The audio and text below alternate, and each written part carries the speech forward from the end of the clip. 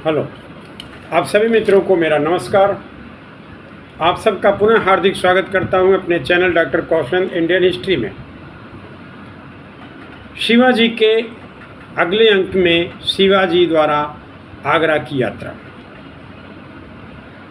जैसा कि पुरंदर संधि के बाद जय सिंह से एक समझौता होता है जिसमें शिवाजी ने अपने 35 में से 23 किले खो दिए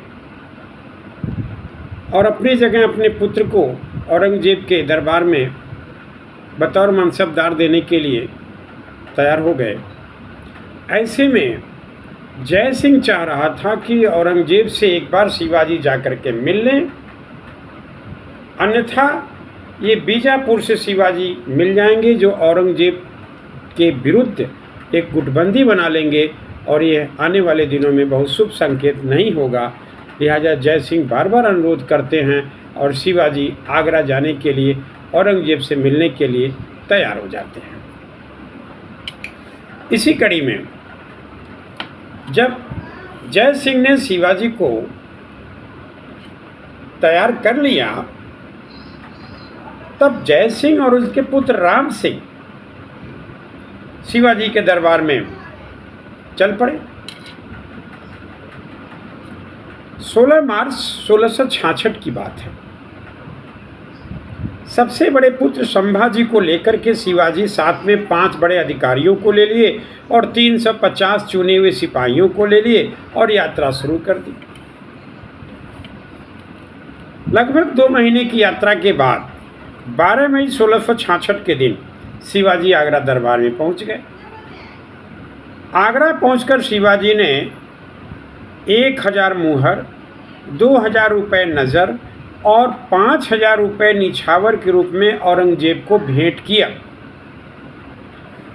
नजराना देने के बाद शिवाजी को वह सम्मान नहीं मिला जो उन्हें मिलना चाहिए था, क्योंकि शिवाजी को 5 हजारी मनसबों की पंक्ति में खड़ा कर दिया गया, जिसे शिवाजी ने इसे अपना अपमान समझा। और हो भी क्यों ना, कहाँ मनसबदार और कहाँ ये राजा। एक तरह से शिवाजी आगरा पहुंच करके औरंगजेब के दरबार में अपने आप को 5000 मनसब के लाइन में पा करके बहुत अपमानित महसूस किए और यही अपमान उनके क्रोध में बदल गया। चूँकि वो क्रोध को दबाते नहीं थे, उन्होंने इसको भरे दरबार में ही औरंगजेब को ललकारा। औरंगजेब ने शिवाजी को गिरफ्तार करने का आदेश दे दिया। शिवाजी गिरफ्तार कर लिए गए। शिवाजी को गिरफ्तार करके जयपुर महल में उन्हें बंदी बना लिया गया। जयपुर महल की सुरक्षा आगरा के पुलिस कप्तान सिद्दी फौलाद को दे दी गई। सिद्दी फौलाद तोपची सैनिक था। अब जयपुर महल के अंदर शिवाजी के पूरी की पूरी सुरक्षा का कार्यभार राजपूत सरदार जय सिंह और उनके पुत्र राम सिंह, जिनके साथ शिवाजी आए थे, उनमें राम सिंह के आदमी को यह निर्देश दे करके रख दिया गया कि दिन रात शिवाजी की पहरेदारी करेंगे और शिवाजी के हर गतिविधियों पर नज़र रखेंगे। चूँकि शिवाजी इस छटपटाहट से, इस कैद से निकल भागने के लिए प्रतिदिन उपाय सोचने लगे। अंततः इस बीच में शिवाजी ने यह संदेश बाहर भिजवाया कि मैं बीमार हो गया हूँ, रोगी हो गया हूँ और यहाँ से ब्राह्मणों और संतों को कुछ मिठाइयाँ दान दे करके प्रार्थना करके स्वस्थ होना चाहता हूँ। इसलिए शिवाजी को इसकी इजाज़त मिल गई। शिवाजी ने रोगी होने का जो बहाना बनाया था वह काम कर गया। वह अपने निवास से ब्राह्मणों और संतों के लिए मिठाई की बड़ी बड़ी टोकरियाँ रोज़ के रोज़ भिजवाने लगे। शुरू में तो इन टोकरियों की बड़ी बारीकी से जांच हुई, लेकिन बाद में दैनिक दिनचर्या बन गया तो लोग ने इसको नज़रअंदाज भी कर दिया या 2-4 टोकरी देख चेक किए, फिर बाद में उसको जाने दिए। इस बीच शिवाजी ने एक अपने हम शक्ल सौतेले भाई जिनका नाम था हीरोजी फरजंद, ये हीरोजी फरजंद देखने में बिल्कुल शिवाजी की डुप्लीकेट लगते थे, तो हीरोजी फरजंद को अपनी जगह उन्होंने बिस्तर पर लिटा दिया और स्वयं इस टोकरी में बैठ गए, यानी मिठाई के टोकरी में छुप करके बैठ गए। 18 अगस्त 1666 की घटना है, जब शिवाजी इन टोकरी में बैठ करके जयपुर महल किले के बाहर निकल आए। शिवाजी और उनके पुत्र संभाजी आगरा से 6 मील दूर गांव पहुंचे, जहां नीरोजी राव पहले से ही घोड़ा लेकर के खड़े थे।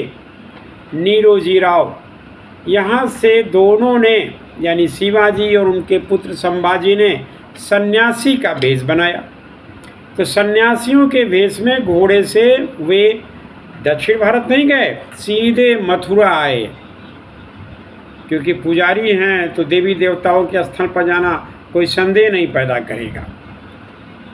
दोनों ने मथुरा की यात्रा पूरी की। मथुरा में शिवाजी ने संभाजी को मराठा परिवार में छोड़ करके स्वयं इलाहाबाद, फिर वहाँ से बनारस, फिर वहाँ से गोंडवाना, फिर गोलकुंडा होते हुए 12 सितंबर 1666 को रायगढ़ अपनी राजधानी वापस आ गए। इस प्रकार औरंगजेब को जब एक खबर मिला कि शिवाजी तो निकल भागे, इतने पहरेदारी के बावजूद वो बेहद घबरा भी गया, विचलित हो गया, क्रोधित हो गया और उसने शिवाजी को जान से मारने का आदेश पारित कर दिया। अब नाराज औरंगजेब ने जय सिंह के स्थान पर अपने पुत्र मुअज्जम को दक्षिण का सूबेदार बनाया। अब जय सिंह जब लौटते समय बुरहानपुर में पहुंचा, वहां वह मर गया। मुअज्जम ने 1668 में औरंगजेब से संधि प्रस्ताव रखा, जिसे शिवाजी ने सहर्ष स्वीकार कर लिया। इस संधि में औरंगजेब द्वारा शिवाजी को राजा की उपाधि दी गई थी, जो अक्सर प्रतियोगी परीक्षाओं में पूछे जाते हैं कि शिवाजी को राजा की उपाधि किसने दिया? औरंगजेब ने दिया। इसी संधि में 1668 में जब उनके पुत्र मुअज्जम ने प्रस्ताव रखा था। दूसरे, बीजापुर और गोलकुंडा से चौथ वसूलने का अधिकार भी शिवाजी को मुगल बादशाह औरंगजेब से मिल गया, जिसका वो पहले विरोध करते थे। तीसरे, संभाजी को बरार में एक मनसब और जागीर भी दे दी गई। इधर औरंगजेब ने सजा देने के नाम पर राजा राम सिंह को, जिनको की जिम्मेदारी दी गई थी कि वो शिवाजी को पल पल देखते रहेंगे, उनकी खबर मुगल बादशाह को देते रहेंगे और वो नाकाम रहे, उस राम सिंह को औरंगजेब ने असम भेज दिया और ऐसे क्षेत्र में जो बेहद दलदली थी, जो बेहद असुरक्षित जगह था, एक तरह से उन्हें सजा दे दिया गया।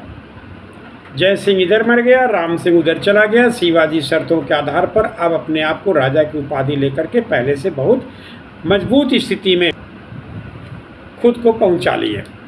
इस प्रकार शिवाजी ने आगरा यात्रा, जो मार्च 66 में शुरू हुआ था, से लेकर के सितंबर 1666 तक संपन्न किया। जाना, मिलना, रहना, गिरफ्तार होना, कैद से बाहर जाना और पूरा पूर्वी भारत घूमते हुए अपनी राजधानी रायगढ़ पहुंचना। इस प्रकार शिवाजी की आगरा यात्रा से औरंगजेब की वो सारे भ्रम दूर हो गए कि शिवाजी को आसानी से पकड़ा जा सकता है या हराया जा सकता है या मारा जा सकता है, क्योंकि शिवाजी औरंगजेब के नाक के नीचे से निकल करके अपनी स्थिति को पुनः मजबूत करने में जुट गए। और इसी कड़ी में अगला अंक होगा शिवाजी द्वारा पुनः सूरत की दूसरी लूट। धन्यवाद। जय हिंद, जय भारत, नमस्कार।